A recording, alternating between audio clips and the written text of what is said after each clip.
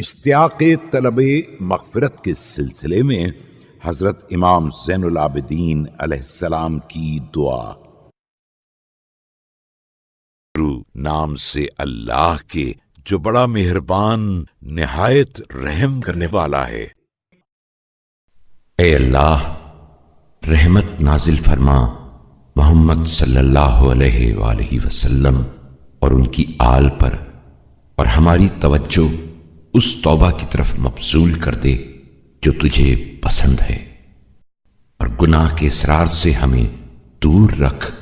جو تجھے ناپسند ہے۔ بار الہا، جب ہمارا موقف کچھ ایسا ہو کہ ہماری کسی کوتاہی کے باعث دین کا زیاں ہوتا ہو یا دنیا کا، تو نقصان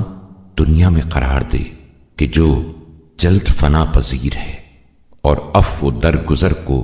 دین کے معاملے میں قرار دے جو باقی و برقرار رہنے والا ہے۔ اور جب ہم ایسے دو کاموں کا ارادہ کریں کہ ان میں سے ایک تیری خوشنودی کا اور دوسرا تیری ناراضی کا باعث ہو، تو ہمیں اس کام کی طرف مائل کرنا جو تجھے خوش کرنے والا ہو، اور اس کام سے ہمیں بے دست و پا کر دینا جو تجھے ناراض کرنے والا ہو، اور اس مرحلے پر ہمیں اختیار دے کر آزاد نہ چھوڑ دے، کیونکہ نفس تو باطل ہی کو اختیار کرنے والا ہے، مگر جہاں تیری توفیق شامل حال ہو،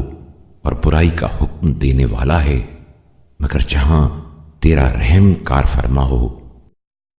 بار الہا، تو نے ہمیں کمزور اور سست بنیاد پیدا کیا ہے، اور پانی کے ایک حقیر قطرے سے